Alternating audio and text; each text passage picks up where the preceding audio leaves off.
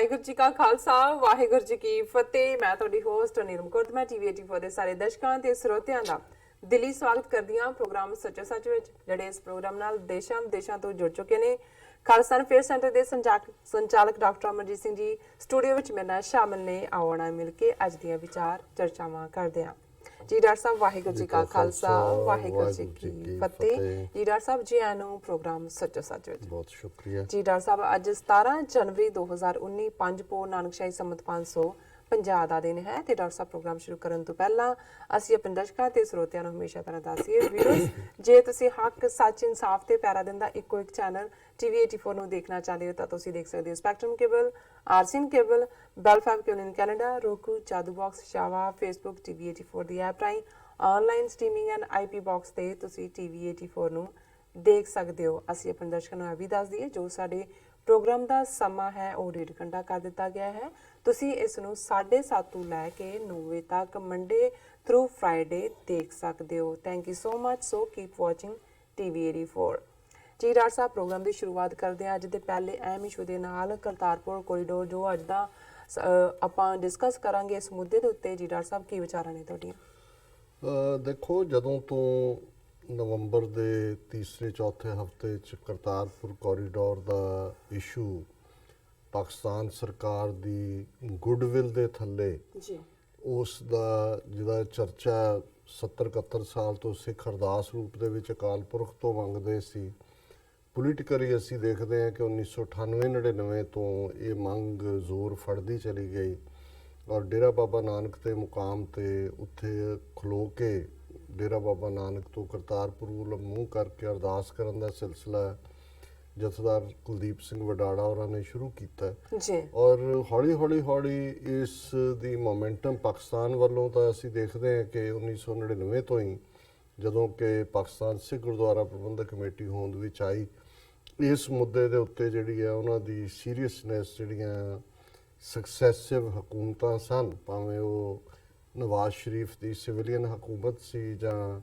ਮੁਸ਼ਰਫ ਦੀ ਫੌਜੀ ਹਕੂਮਤ, ਉਹਨਾਂ ਦੇ ਵਿੱਚ ਇਹ ਜਿਹੜਾ ਹੈ ਬਿਲਕੁਲ ਚੰਗੀ ਭਾਵਨਾ ਦੇ ਨਾਲ ਉਹਨਾਂ ਨੇ ਹਮੇਸ਼ਾ ਹੀ ਹਾਂ ਪੱਖੀ ਹੁੰਗਾਰਾ ਦਿੱਤਾ ਜੀ। ਲੇਕਿਨ ਪਾਕਿਸਤਾਨ ਦੇ ਇਸ ਹੁੰਗਾਰੇ ਦੇ ਬਾਵਜੂਦ ਭਾਰਤੀ ਹਕੂਮਤ, ਪਾਰਲੀਮੈਂਟਰੀ ਕਮੇਟੀ ਸ਼ਸ਼ੀ ਥਰੂਰ ਦੇ ਥੱਲੇ ਜਿਹੜੀ ਹੋਂਦ 'ਚ ਆਈ, ਈਵਨ ਭਾਰਤ ਦਾ ਪ੍ਰੈਜ਼ੀਡੈਂਟ ਪ੍ਰਣਬ ਮੁਖਰਜੀ ਵੀ ਇੱਕ ਵਾਰ ਹੈਲੀਕਾਪਟਰ ਦੌਰੇ ਤੇ ਆਇਆ ਔਰ ਇਹਦੇ ਬਾਵਜੂਦ ਕਿ ਪੰਜਾਬ ਅਸੈਂਬਲੀ ਨੇ 2 ਵਾਰ ਯੂਨੈਨਿਮਸ ਸਰਬਸੰਮਤੀ ਦੇ ਨਾਲ ਇਸ ਦੇ ਉੱਤੇ ਰੈਜ਼ੋਲੂਸ਼ਨ ਵੀ ਪਾਸ ਕੀਤਾ ਸੀ, ਪਰ ਉਹਨਾਂ ਦੇ ਕੰਨਾਂ ਤੇ ਜੂੰ ਨਹੀਂ ਸੀ ਰੇਂਗਦੀ। ਸੋ ਪਾਕਿਸਤਾਨ ਸਰਕਾਰ ਇਮਰਾਨ ਖਾਨ ਦੀ ਕਿਆਦਤ ਦੇ ਵਿੱਚ ਉਹਨਾਂ ਵੱਲੋਂ ਉਸ ਪਾਸੇ, ਆਪਣੇ ਪਾਸੇ ਸੰਗੇ ਬੁਨਿਆਦ ਕੋਰੀਡੋਰ ਦਾ ਰੱਖਣ ਦੀ ਗੱਲ ਨੇ ਫਿਰ ਸਾਰਾ ਹੀ ਜੋ ਜਿਵੇਂ ਬਦਲਿਆ ਸਾਰਾ ਪਾਸਾ, ਉਸ ਨੂੰ ਅਸੀਂ ਅਕਸਰ ਪਿਛਲੇ ਸਾਰੇ ਪੀਰੀਅਡ ਦੇ ਵਿੱਚ ਨਵੰਬਰ ਦੇ ਉਸ ਇਮੀਡੀਏਟ ਡਿਵੈਲਪਮੈਂਟ ਤੋਂ ਲੈ ਕੇ ਹੁਣ ਤੱਕ ਕਪਲ ਆਫ ਟਾਈਮਸ ਉਹਨੂੰ ਅਸੀਂ ਡਿਸਕਸ ਕੀਤਾ। ਬਿਲਕੁਲ। ਪਰ ਕਿਉਂਕਿ ਇੱਕ ਪਾਸੇ ਸਿੰਸੈਰਿਟੀ ਦੀ ਗੱਲ ਹੈ, ਜਿਹੜਾ ਕਿ ਜ਼ਾਹਰ ਹੈ ਕਿ ਪਾਕਿਸਤਾਨ ਹਕੂਮਤ ਦੇ ਵੱਲੋਂ ਦਿਖਾਈ ਗਈ ਔਰ ਦਿਖਾਈ ਜਾ ਰਹੀ ਹੈ ਲਗਾਤਾਰਤਾ ਦੇ ਨਾਲ, ਔਰ ਉਹਨਾਂ ਵੱਲੋਂ ਜਿਹੜਾ ਕੰਮ ਵੀ ਹੈ ਕਰਤਾਰਪੁਰ ਕੋਰੀਡੋਰ ਤੇ, ਜਿੱਥੇ ਵੱਡੀਆਂ ਮਸ਼ੀਨਾਂ, ਬੁਲਡੋਜ਼ਰ ਜਿਹੜੇ ਨੇ ਉਹ ਮੌਕੇ ਤੇ ਮੌਜੂਦ ਨੇ ਔਰ ਬੜੀ ਤੇਜ਼ੀ ਦੇ ਨਾਲ ਕੰਮ ਹੋ ਰਿਹਾ। 2-3 ਦਿਨ ਪਹਿਲਾਂ ਜਿਹੜੀ ਇੱਕ ਵੀਡੀਓ ਵੀ ਔਰ ਪੰਜਾਬੀ ਲਹਿਰ, ਉੱਥੇ ਇੱਕ ਚੰਗੇ ਗਰੁੱਪ ਦੇ ਨੌਜਵਾਨ ਨੇ ਜਿਨ੍ਹਾਂ ਨੇ ਪਿਛਲੇ ਪੀਰੀਅਡ ਦੇ ਵਿੱਚ ਚੰਗਾ ਕੰਮ ਕੀਤਾ ਹੈ, ਉਹ ਲਕੀਰ ਦੇ ਆਰ-ਪਾਰ ਜਿਹੜੀ ਲੀਕ 47 ਦੇ ਵਿੱਚ ਰੈੱਡ ਕਲਿਫ ਨੇ ਖਿੱਚੀ, ਪਰ ਉਸ ਦਾ ਦੋਵੇਂ ਪਾਸੇ ਦੇ ਪੰਜਾਬੀਆਂ ਨੇ ਕਿਵੇਂ ਕਿੰਨਾ ਸੰਤਾਪ ਹੰਢਾਇਆ, ਕਿਵੇਂ ਪਰਿਵਾਰਾਂ ਦੇ ਜੀ ਦੋਵੇਂ ਪਾਸੇ ਉਹ ਜਿਹੜਾ ਇੱਕ ਜ਼ਾਲਮਾਨਾ ਔਰ ਪਾਗਲਪਨ ਸੀ 47 ਦੇ ਦੌਰ ਦਾ, ਜਿਹੜਾ ਪਹਿਲਾਂ ਕਦੇ ਵੀ 7-8 ਹਜ਼ਾਰ ਸਾਲ ਦੀ ਪੰਜਾਬ ਦੀ ਤਹਿਰੀਕ ਦੇ ਵਿੱਚ ਦੇਖਣ 'ਚ ਨਹੀਂ ਆਇਆ। ਬਾਹਰਲੇ ਹਮਲਾਵਰ ਤਾਂ ਆਉਂਦੇ ਸੀ, ਉਹ ਤਾਂ ਲਗਾਤਾਰਤਾ ਨਾਲ ਦਰਵਾਜ਼ਾ ਜਿਹੜਾ ਹੈ ਉਹ ਦਰਾ ਖੈਬਰ ਦਾ ਸੀ, ਉਹ ਸਿਕੰਦਰ ਹੋਏ, ਉਸ ਤੋਂ ਪਹਿਲਾਂ ਆਉਣ ਵਾਲੇ ਕਬੀਲੇ ਹੋਣ ਔਰ ਉਸ ਤੋਂ ਬਾਅਦ ਇਹ ਲਗਾਤਾਰਤਾ ਨਾਲ ਸਿਲਸਿਲਾ ਇਹ ਜਾਰੀ ਰਿਹਾ, ਜਿਹੜਾ ਕਿ ਅਸੀਂ ਦੇਖਦੇ ਹਾਂ ਕਿ ਜਦੋਂ ਪੰਜਾਬ ਦੇ ਵਿੱਚ ਲੋਕਲ ਲੋਕਾਂ ਦੀ ਹਕੂਮਤ, ਜਿਸ ਨੂੰ ਭਾਵੇਂ ਅਸੀਂ ਸਰਕਾਰੇ ਖਾਲਸਾ ਕਹਿੰਦੇ ਹਾਂ, ਸਿੱਖ ਰਾਜ ਵੀ ਕਹਿੰਦੇ ਹਾਂ, ਲਾਹੌਰ ਦਰਬਾਰ ਵੀ ਕਿਹਾ ਜਾਂਦਾ ਹੈ, ਪਰ ਜਦੋਂ ਅਸੀਂ ਜੇ ਉਹਨੂੰ ਇੱਕ ਇਸ ਹਿਸਟਰੀ ਦੇ ਪੱਖ ਤੋਂ ਦੇਖੀਏ ਤੇ ਸਦੀਆਂ ਬਾਅਦ ਜਿਹੜਾ ਜਾਂ ਮਿਲੇਨੀਅਮ ਵੀ ਕਹਿ ਸਕਦੇ ਹਾਂ, ਉਸ ਧਰਤੀ ਦੇ ਪੁੱਤਰਾਂ ਦਾ ਰਾਜ ਸੀ। ਔਰ ਇੱਕ ਚੰਗੀ ਗੱਲ ਹੈ ਕਿ ਅੱਜ ਪਾਕਿਸਤਾਨ ਦੇ ਵਿੱਚ ਵੀ ਜਿਹੜੇ ਇੰਟੈਲੈਕਚੁਅਲਸ ਨੇ ਇਸ ਗੱਲ ਨੂੰ ਮੰਨਦੇ ਨੇ ਕਿ ਜਿਹੜਾ ਨੇਟਿਵ ਜੇ ਸਾਡਾ ਕੋਈ ਰਾਜ ਸੀ ਪਿਛਲੀਆਂ ਸਦੀਆਂ 'ਚ, ਤੋਂ ਮਹਾਰਾਜਾ ਰਣਜੀਤ ਸਿੰਘ ਦੀ ਕਮਾਂਡ ਵੇਲੇ ਸੀ ਜੀ। ਔਰ ਉਸ ਨੂੰ ਹੀ ਜਦੋਂ ਅਸੀਂ 18ਵੀਂ ਸਦੀ ਦਾ ਉਹ ਪੀਰੀਅਡ, ਉਦੋਂ ਅਜੇ ਰਣਜੀਤ ਸਿੰਘ ਸੀਨ ਤੇ ਐਮਰਜ ਨਹੀਂ ਸੀ ਹੋਏ, ਲੇਕਿਨ ਸਿੱਖ ਮਿਸਲਾਂ ਦਾ ਰਾਜ ਜਿਹੜਾ ਹੈ ਉਹ ਸਿੱਖ ਮਿਸਲਾਂ ਦਾ ਪੀਰੀਅਡ 1750 ਦੇ ਵਿੱਚ ਹੀ ਸ਼ੁਰੂ ਹੋ ਜਾਂਦਾ ਹੈ ਔਰ 1766 ਦੇ ਨੇੜੇ ਤੇੜੇ ਜਿਹੜਾ ਹੈ ਉਹ ਲਾਹੌਰ ਦੇ ਉੱਤੇ ਭੰਗੀ ਸਰਦਾਰਾਂ ਨੇ ਕਬਜ਼ਾ ਕਰ ਲਿਆ ਸੀ। ਜਿਹੜੇ ਤਿੰਨ ਭਰਾ ਸੀ, ਗੁੱਜਰ ਸਿੰਘ, ਲਹਿਣਾ ਸਿੰਘ ਤੇ ਸੋਭਾ ਸਿੰਘ, ਅੱਜ ਵੀ ਜਿਹੜਾ ਉੱਥੇ ਜਿਹਨੂੰ ਹਿਸਟੋਰੀਕਲ ਮੋਨੂਮੈਂਟ ਦੇ ਤੌਰ ਤੇ ਪ੍ਰੀਜ਼ਰਵ ਕੀਤਾ ਹੋਇਆ ਹੈ ਜਾਂ ਸੰਭਾਲ ਹੈ ਕਿਲਾ ਗੁੱਜਰ ਸਿੰਘ। ਔਰ ਇਹ ਤਿੰਨੇ ਭਰਾਵਾਂ ਦੇ ਕੋਲ ਲਾਹੌਰ ਸੀ। 30 ਸਾਲ ਇਹਨਾਂ ਦੇ ਕਬਜ਼ੇ 'ਚ ਰਿਹਾ ਰਹੇ। ਉਹ ਪੀਰੀਅਡ ਸੀ 1760ਵਿਆਂ ਦਾ, ਜਦੋਂ ਕਿ ਅਸੀਂ ਦੇਖਦੇ ਹਾਂ ਕਿ ਹੀਰ ਵਾਰਿਸ ਸ਼ਾਹ ਦੀ ਵੀ ਲਿਖੀ ਜਾਂਦੀ ਹੈ ਔਰ ਸਦੀ ਦੇ ਮੁੱਕਣ ਤੱਕ ਜਿਹੜਾ ਹੈ ਉਹ ਬੁੱਲੇ ਸ਼ਾਹ ਜਿਹੜੇ ਉਸ ਪੰਜਾਬ ਦੀ ਧਰਤੀ ਦੇ ਉੱਤੇ ਇੱਕ ਅੱਜ ਵੀ ਜਿਨ੍ਹਾਂ ਨੂੰ ਜੇ ਸਭ ਤੋਂ ਜ਼ਿਆਦਾ ਕਿਸੇ ਨੂੰ ਗਾਇਆ ਜਾਂਦਾ ਹੈ ਔਰ ਜਿਸ ਨੂੰ ਪੜ੍ਹਿਆ ਜਾਂਦਾ ਹੈ ਤੇ ਉਹ ਵਾਰਿਸ ਸ਼ਾਹ ਹੈ ਜਾਂ ਸ਼ਾਹ ਹੁਸੈਨ। ਪਿਛਲੇ ਪੀਰੀਅਡ ਦੇ ਵਿੱਚ ਉਹਨਾਂ ਦੀ ਜਿਹੜੀ ਹੈ ਕਾਫੀ ਕਲਾਮ ਵੀ ਪਪੂਲਰ ਹੋਇਆ ਜੀ। ਔਰ ਬੁੱਲੇ ਸ਼ਾਹ ਨੇ ਵੀ ਇਸ ਦੌਰ ਨੂੰ, ਜਦੋਂ ਉਹਨੇ ਤਬਦੀਲੀ ਦੀ ਗੱਲ ਕੀਤੀ, ਕਿਉਂਕਿ ਜਦੋਂ ਜਿਹੜੇ ਰਾਜੇ ਬਾਦਸ਼ਾਹ ਬਣ ਜਾਂਦੇ ਨੇ ਉਹ ਤਾਂ ਸਦੀਆਂ ਤੋਂ ਚੱਲ ਹੀ ਰਿਹਾ ਹੁੰਦਾ ਹੈ, ਲੋਕ ਵੀ ਮੰਨ ਲੈਂਦੇ ਨੇ ਵੀ ਇਹਨਾਂ ਨੇ ਹੀ ਰਾਜ ਕਰਨਾ। ਬਿਲਕੁਲ। ਪਰ ਇਹ ਬਹੁਤ ਘੱਟ ਹੁੰਦਾ ਹੈ ਕਿ ਵੀ ਧਰਤੀ ਦਾ ਖਮੀਰ ਬਦਲੇ। ਤੇ ਜਦੋਂ ਬੁੱਲੇ ਸ਼ਾਹ ਇਹ ਕਹਿੰਦੇ ਨੇ ਕਿ ਉਲਟੇ ਹੋਰ ਜ਼ਮਾਨੇ ਆਏ, ਹੁਣ ਅਸਾਂ ਭੇਤ ਸੱਜਣ ਦੇ ਪਾਏ, ਤੇ ਉਲਟੇ ਜ਼ਮਾਨੇ ਨੂੰ ਉਹਨਾਂ ਨੇ ਕਿਹਾ ਕਿ ਜਦੋਂ ਕਾਂ ਲਗੜਾ ਨੂੰ ਮਾਰਨ ਲੱਗੇ, ਕਿ ਕਾਂ ਜਿਹੜੇ ਨੇ ਲਗੜ ਉਸ ਕਿਸਮ ਦਾ ਇੱਕ ਬਾਜ ਫੈਮਿਲੀ ਦਾ ਬਰਡ ਜਿਹੜਾ ਹੁਣ ਕੋਈ ਬਹੁਤਾ ਜਿਹਨੂੰ ਕੋਟ ਨਹੀਂ ਕੀਤਾ ਹੁੰਦਾ, ਔਰ ਉਹ ਕਹਿ ਰਹੇ ਨੇ ਵੀ ਕਾਂ ਜਿਹੜਾ ਹੈ ਉਹਨਾਂ ਨੇ ਲਗੜਾ ਨੂੰ ਢਾਇਆ ਹੋਇਆ ਔਰ ਚਿੜੀਆਂ ਨੇ ਬਾਜ਼ਾਂ ਦਾ ਸ਼ਿਕਾਰ ਸ਼ੁਰੂ ਕੀਤਾ ਹੋਇਆ। ਔਰ ਇਸ ਜਿਹੜਾ ਕੋਟ ਦੇ ਵਿੱਚ ਹੀ ਉਲਟੇ ਹੋਰ ਜ਼ਮਾਨੇ ਆਏ, ਉਹਨਾਂ ਨੇ ਕਿਹਾ ਵੀ ਜਿਹੜੇ ਜੱਟ ਨੇ ਉਹ ਰਾਜੇ ਬਣ ਗਏ ਔਰ ਇਸ ਸਾਰੇ ਚੋਂ ਉਹਨਾਂ ਨੇ ਕਿਹਾ ਕਿ ਭੂਰਿਆਂ ਵਾਲੇ ਰਾਜੇ ਕੀਤੇ, ਮੁਗਲਾਂ ਜ਼ਹਿਰ ਪਿਆਲੇ ਪੀਤੇ। ਹੁਣ ਇੱਥੇ ਜੱਟ ਕੋਈ ਇੱਕ ਕਾਸਟ ਬੇਸਡ ਗੱਲ ਨਹੀਂ ਹੈ। ਆਮ ਜਿਹੜੇ ਲੋਕ ਵਾਹੀਕਾਰ ਸੀ, ਜਿਨ੍ਹਾਂ ਦੇ ਉੱਤੇ ਵੱਡੇ ਵੱਡੇ ਜ਼ਿਮੀਂਦਾਰ ਔਰ ਫਿਊਡਲ ਲੋਕ ਹਕੂਮਤ ਕਰਦੇ ਸੀ, ਇਹ ਪਹਿਲੀ ਵਾਰ ਹੋਇਆ ਕਿ ਇਸ ਲਈ ਉਲਟੇ ਹੋਰ ਜ਼ਮਾਨੇ ਆਏ ਕਿ ਵੀ ਜਿਹੜੇ ਸੁਸਾਇਟੀ ਦੇ ਸਭ ਤੋਂ ਥੱਲੜੇ ਡੰਡੇ ਦੇ ਉੱਤੇ ਖੜੇ ਸੀ ਉਹਨਾਂ ਨੇ, ਔਰ ਇਹੀ ਉਹ ਰੈਵੋਲੂਸ਼ਨ ਸੀ ਜਿਹੜਾ 10ਵੇਂ ਪਾਤਸ਼ਾਹ ਨੇ ਜਦੋਂ ਇਹ ਫਰਮਾਇਆ ਸੀ ਕਿ ਜਿਨ ਕੀ ਜ਼ਾਤ ਵਰਣ ਕੁਲ ਮਾਹੇ ਸਰਦਾਰੀ ਨਾ ਭਈ ਕਦਾਹੇ ਤਿਨ ਹੀ ਕੋ ਸਰਦਾਰ ਬਣਾਉ ਤਬੈ ਗੋਬਿੰਦ ਸਿੰਘ ਨਾਮ ਕਹਾਉ। ਕਿ ਜਿਨ੍ਹਾਂ ਦੀ ਜ਼ਾਤ ਦੇ ਵਿੱਚ, ਵਰਣ ਦੇ ਵਿੱਚ ਕਦੇ ਸਰਦਾਰੀ ਨਹੀਂ ਹੋਈ। ਔਰ ਜਿਹੜੀ ਗੱਲ ਬੁੱਲੇ ਸ਼ਾਹ ਨੇ ਕਹੀ, ਇਹ ਅਕਸਰ ਭਾਈ ਗੁਰਦਾਸ ਸਿੰਘ ਜਾਂ ਉਸ ਦੌਰ 'ਚ 10ਵੇਂ ਪਾਤਸ਼ਾਹ ਦੇ ਕੋਟ ਦੇ ਤੌਰ ਤੇ ਕੋਟ ਹੁੰਦੀ ਹੈ कि चिड़ियों से मैं बाज तोड़ाऊं, 1.25 लाख से एक लड़ाऊं, तब है गोबिंद सिंह नाम कहाऊं। ਤੇ ਜੇ ਹੁਣ ਚਿੜੀਆਂ ਬਾਜ਼ਾਂ ਨੂੰ ਘੇਰ ਰਹੀਆਂ ਨੇ ਤੇ ਕਾਂ ਜਿਹੜੇ ਨੇ ਉਹ ਲਗੜਾਂ ਨੂੰ ਮਾਰ ਰਹੇ ਨੇ ਔਰ ਉਲਟੇ ਜ਼ਮਾਨੇ ਆਏ ਨੇ ਤੇ ਭੂਰਿਆਂ ਵਾਲੇ ਰਾਜੇ ਬਣੇ ਨੇ। ਸੋ ਇਹ ਜਿਹੜੀ ਤਬਦੀਲੀ ਸੀ ਉਸ ਧਰਤੀ ਦੇ ਉੱਤੇ, ਜ਼ਾਹਰ ਹੈ ਕਿ ਜੇ ਹਾਲਾਂ ਸਿੱਖਾਂ ਦੀ ਆਬਾਦੀ ਉਦੋਂ ਵੀ 12-14% ਤਾਂ ਬਾਅਦ 'ਚ ਹੀ ਹੋਈ ਹੋਏਗੀ, ਬਹੁਤ ਥੋੜੇ ਸੀ, ਫਿਊ ਥਾਊਜ਼ੈਂਡ ਸੀ ਜੀ। ਪਰ ਜ਼ਾਹਰ ਹੈ ਕਿ ਜੇ ਪੰਜਾਬ ਦੀ ਪੇਂਡੂ ਕਰਸਾਣੀ, ਜਿਹਦੇ 'ਚ ਜ਼ਾਹਰਾ ਤੌਰ ਤੇ ਮੈਜੋਰਿਟੀ ਮੁਸਲਮਾਨਾਂ ਦੀ ਸੀ ਕਿਉਂਕਿ ਇਸਲਾਮ 600-700 ਸਾਲ ਪਹਿਲਾਂ ਗੁਰੂ ਨਾਨਕ ਸਾਹਿਬ ਦੀ ਆਮਦ ਤੋਂ ਆ ਗਿਆ ਸੀ, ਜੇ ਉਹਨਾਂ ਦੀ ਹਮਦਰਦੀ ਨਾ ਹੁੰਦੀ ਆਪਣੇ ਲੋਕਲ ਸਿੱਖ ਰੈਵੋਲੂਸ਼ਨ ਦੇ ਨਾਲ, ਤੇ ਫਿਰ ਇਹ ਸੰਭਵ ਨਹੀਂ ਸੀ ਹੋਣਾ ਜਿਹੜਾ ਜਿੰਨਾ ਵੱਡਾ ਕ੍ਰਿਸ਼ਮਾ ਹੋਇਆ। ਔਰ ਇਹੀ ਜਦੋਂ ਅਸੀਂ ਦੇਖਦੇ ਹਾਂ ਵੀ ਸਿੱਖ ਰਾਜ ਦੇ ਉਸ ਪੀਰੀਅਡ ਦੇ ਵਿੱਚ ਫਕੀਰ ਭਰਾਵਾਂ ਦਾ ਅਸੀਂ ਜ਼ਿਕਰ ਕੀਤਾ ਹੈ, ਫਕੀਰ ਅਜ਼ੀਜ਼ੁਦੀਨ, ਨੂਰੁਦੀਨ, ਔਰ ਕਿਵੇਂ ਤਿੰਨੋਂ ਹੀ ਕੀ ਪੋਜੀਸ਼ਨਾਂ ਤੇ ਨੇ, ਤੋਪਖਾਨੇ ਦੀ ਗੱਲ ਕੀਤੀ ਹੈ, ਜਾਂ ਉਸ ਪੀਰੀਅਡ ਦੇ ਵਿੱਚ ਜਿਹੜਾ ਈਵਨ ਪੰਜਾਬੀ ਲਿਟਰੇਚਰ ਦਾ ਪ੍ਰਫੁੱਲਤ ਹੋਣਾ, ਹਾਸ਼ਮ ਹੈ ਔਰ ਉਸ ਦਾ ਕਾਦਰ ਯਾਰ ਹੈ, ਇਹਨਾਂ ਨੂੰ ਪੈਟਰਨੇਜ ਵੀ ਹੈ। ਔਰ ਫਿਰ ਸ਼ਾਹ ਮੁਹੰਮਦ ਹੈ ਜਿਹੜਾ ਕਿ ਸਭ ਤੋਂ ਜ਼ਿਆਦਾ ਸਿੱਖ ਰਾਜ ਜਾਂ ਉਹ ਸਾਂਝਾ ਰਾਜ ਜਿਹੜਾ ਪੰਜਾਬੀਆਂ ਦਾ, ਔਰ ਪਹਿਲੀ ਵਾਰ ਸਦੀਆਂ ਬਾਅਦ ਸੀ ਕਿ ਪੰਜਾਬੀ ਨੈਸ਼ਨਲਿਜ਼ਮ ਦੀ ਗੱਲ ਆਈ ਜਦੋਂ ਸ਼ਾਹ ਮੁਹੰਮਦ ਜੰਗ ਹਿੰਦ ਪੰਜਾਬ ਦਾ ਹੋਣ ਲੱਗਾ ਦੋਵੇਂ ਪਾਤਸ਼ਾਹੀ ਫੌਜਾਂ ਭਾਰੀਆਂ ਨੇ, ਅੱਜ ਹੋਵੇ ਸਰਕਾਰ ਤਾਂ ਮੁੱਲ ਪਾਵੇ, ਜਿਹੜੀਆਂ ਖਾਲਸੇ ਨੇ ਤੇਗਾਂ ਮਾਰੀਆਂ ਨੇ। ਸੋ ਜ਼ਾਹਰ ਹੈ ਵੀ ਇਹਦੇ ਚ ਹਿੰਦ ਪੰਜਾਬ ਦੋ ਲਫ਼ਜ਼ ਦੇਖਣ ਵਾਲੇ ਨੇ ਕਿ ਉਹਨਾਂ ਦੇ ਲਈ ਪੰਜਾਬ ਦੇ ਵਾਸੀ ਜਿਹੜੇ ਕਿ ਜਿਨ੍ਹਾਂ 'ਚ ਮੁਸਲਮਾਨ ਬਹੁ ਗਿਣਤੀ ਨੇ, ਫਿਰ ਹਿੰਦੂਆਂ ਦੀ ਆਬਾਦੀ ਹੈ, ਫਿਰ ਸਿੱਖ ਨੇ, ਪਰ ਉਹ ਇੱਕ ਪੰਜਾਬੀ ਨੈਸ਼ਨਲਿਜ਼ਮ ਦੀ ਫੀਲਿੰਗ ਸੀ ਜਿਹੜੀ ਕਿ ਉਹਨਾਂ ਨੂੰ, ਪੰਜਾਬ ਦੇ ਵਾਸੀਆਂ ਨੂੰ ਇਹ ਮਹਿਸੂਸ ਕਰਵਾਉਂਦੀ ਸੀ ਕਿ ਵੀ ਇਹ ਸਾਡਾ ਆਪਣਾ ਰਾਜ ਹੈ। ਸੋ ਜ਼ਾਹਰ ਹੈ ਕਿ ਉਸ ਬੇਸ਼ੱਕ ਸਦੀਆਂ ਤੋਂ ਉਹੀ ਪੰਜਾਬ ਦੀ ਬਹੁ ਗਿਣਤੀ ਮੁਗਲਾਂ ਦੀਆਂ ਫੌਜਾਂ ਦਾ ਦੇ ਵੀ ਉਹਨਾਂ ਦੇ ਸਿਪਾਹ ਸਲਾਰ ਬਣੇ ਹੋਣਗੇ, ਉਸ ਤੋਂ ਪਹਿਲਾਂ ਅਫਗਾਨਾਂ ਦੇ ਵੀ ਹੋਣਗੇ, ਦੁਰਾਨੀ ਦੇ ਨਾਲ ਵੀ ਜੁਆਇਨ ਕਰਦੇ ਹੋਣਗੇ, ਪਰ ਪਹਿਲੀ ਵਾਰ ਉਹਨਾਂ ਨੂੰ ਹਮੇਸ਼ਾ ਇਹ ਲੱਗਦਾ ਸੀ ਵੀ ਇਹ ਆਪਣੇ ਨਹੀਂ ਨੇ, ਇਹ ਬਾਹਰੋਂ ਆਏ ਨੇ। ਔਰ ਇਹੀ ਕਾਰਨ ਹੈ ਕਿ ਉਹੀ ਬੁੱਲੇ ਸ਼ਾਹ ਜਦੋਂ ਅਬਦਾਲੀ ਦੀ ਗੱਲ ਕਰਦਾ ਹੈ ਤੇ ਤਾਂ ਵੀ ਉਹ ਇਸੇ ਗੱਲ ਨੂੰ ਕਹਿੰਦਾ, ਖਾਦਾ ਪੀਤਾ ਲਾਹੇਦਾ ਰਹਿੰਦਾ ਅਹਿਮਦ ਸ਼ਾਹ ਦਾ, ਕਿ ਵੀ ਜੋ ਵੀ ਖਾ ਪੀ ਲੋ ਉਹੀ ਹੈ, ਬਾਕੀ ਅਹਿਮਦ ਸ਼ਾਹ ਨੇ ਲੈ ਜਾਣਾ। ਸੋ ਜਦੋਂ ਇੱਕ ਪਾਸੇ, ਔਰ ਉੱਥੇ ਮਜ਼ਹਬ ਦੀ ਗੱਲ ਨਹੀਂ, ਗੱਲ ਲੁਟੇਰਿਆਂ ਦੀ ਹੈ।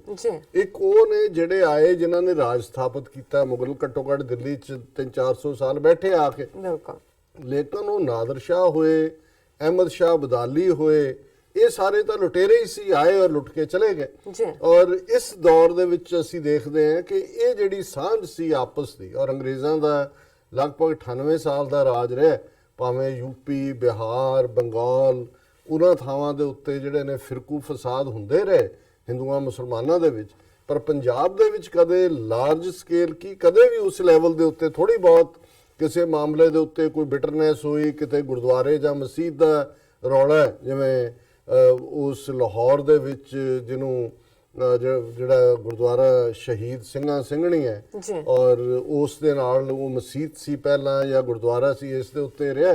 ਹਾਲਾਂਕਿ ਉਹ ਬਾਅਦ ਚ ਐਮੀਕੇਬਲੀ ਕੋਰਟ ਡਿਸੀਜਨ ਵੀ ਆਇਆ, ਔਰ ਉਸ ਪੀਰੀਅਡ ਦੇ ਵਿੱਚ 1930 ਚ ਉਸ ਦੇ ਉੱਤੇ ਕਾਫੀ ਟੈਨਸ਼ਨ ਸੀ। ਔਰ ਉਹੀ ਦੌਰ ਸੀ ਜਦੋਂ ਕਿ ਸ਼ਾਇਦ ਅਲਾਮਾ ਇਕਬਾਲ ਦਾ ਹੀ ਕੋਟ ਹੈ ਕਿ ਜਦੋਂ ਉਹਨਾਂ ਨੇ ਕਿਹਾ ਸੀ ਕਿ ਵੀ ਮਸਜਿਦ ਤੋਂ ਬਣਾ ਦੀ ਸ਼ਬ ਭਰ में ईमान की हरारत वालों ने मन अपना पुराना पापी है, बरसों में नमाजी बन ना सका।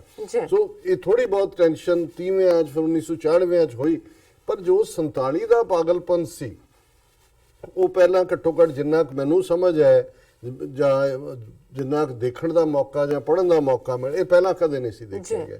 ਇਹ ਵੱਖਰੀ ਗੱਲ ਹੈ ਵੀ ਅੱਜ ਅਸੀਂ 70-71 ਸਾਲ ਬਾਅਦ ਉਸ ਦੇ ਕੀ ਪਲੇਅਰ ਦੇਖਦੇ ਆ ਕਿ ਉਸ ਦੇ ਬਿਹਾਈਂਡ ਕੀ ਸੀ, ਔਰ ਦੂਜਾ, ਔਰ ਉਸ ਸਾਰੇ ਨੂੰ ਜਿਹੜਾ ਮੈਂ ਸਮਝਦਾ ਕਿ ਜਦੋਂ ਤੱਕ ਜੂਨ 84 ਦਾ ਘੱਲੂਘਾਰਾ ਨਹੀਂ ਹੋਇਆ, ਹਾਲਾਂਕਿ ਇਨ ਬਿਟਵੀਨ ਜਿਹਨੂੰ ਤੁਸੀਂ ਪੀਸ ਅਮਨ ਅਮਾਨ ਦੀ ਗੱਲ 1950 ਦੇ ਵਿੱਚ, ਜਦੋਂ ਅੱਜ ਵੀ ਤੁਸੀਂ ਜਦੋਂ ਉਹ ਵੀਡੀਓ ਦੇਖਦੇ ਹੋ ਮਿਲਖਾ ਸਿੰਘ ਦੀ ਕਿ ਵੀ ਮਿਲਖਾ ਸਿੰਘ 1950 ਦੇ ਵਿੱਚ ਹੀ ਜਿਹੜਾ ਹੈ ਉਹ ਲਾਹੌਰ ਦੇ ਵਿੱਚ ਉਹ ਦੌੜਨ ਗਿਆ, ਅਯੂਬ ਖਾਨ ਦੀ ਕਮਾਂਡ ਸੀ, 60ਵਿਆਂ ਚ ਹੋਏਗੀ, ਔਰ ਬਿਗਨਿੰਗ ਜਾਂ 50s ਦਾ ਲਾਸਟ ਹੋਏਗਾ, ਔਰ ਉਦੋਂ ਉਹ ਪੀਰੀਅਡ ਸੀ, ਪਹਿਲਾਂ ਉਹਨੇ ਨਾ ਕਰਤੇ ਵੀ ਮੈਂ ਨਹੀਂ ਜਾਣਾ ਹੈ ਕਿਉਂਕਿ ਉਹਦੇ ਪਰਿਵਾਰ ਦੇ ਜੀ ਮਾਰੇ ਗਏ ਸੀ 47 ਚ, ਪਰ ਨਹਿਰੂ ਨੇ ਕਿਹਾ ਤੂੰ ਜਾ।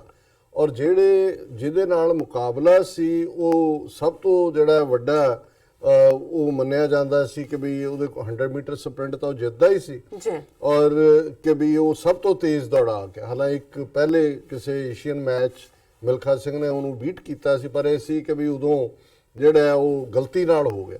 ਹੁਣ ਇਹ ਮਿਲਖਾ ਸਿੰਘ ਦੀ ਆਪਣੀ ਜ਼ਬਾਨੀ ਹੈ ਕਿ ਭਾਈ ਉਹਨੇ ਨਹਿਰੂ ਦੇ ਕਹਿਣ ਤੇ ਉਹ ਗਿਆ, ਉਹਨੇ ਜਦੋਂ ਦੌੜਿਆ ਲਾਹੌਰ ਦੇ ਸਟੇਡੀਅਮ ਦੇ ਵਿੱਚ, ਔਰ ਉਹਨਾਂ ਨੇ ਕਿਹਾ ਵੀ ਜੇ 1 ਲੱਖ ਦੀ ਗੈਦਰਿੰਗ ਸੀ, ਮੈਨੂੰ ਨੰਬਰ ਤਾਂ ਯਾਦ ਨਹੀਂ, ਤਾਂ ਉਹਦੇ ਵਿੱਚ 25-30 ਹਜ਼ਾਰ ਬੁਰਕਾਪੋਸ਼ ਔਰਤਾਂ ਸੀ ਜਿਨ੍ਹਾਂ ਨੇ ਬੁਰਕੇ ਪਾਏ ਹੋਏ ਸੀ, ਔਰ ਮਿਲਖਾ ਸਿੰਘ ਨੇ ਉਸ ਨੂੰ ਜਿੱਤਿਆ ਉਸ ਰੇਸ ਨੂੰ।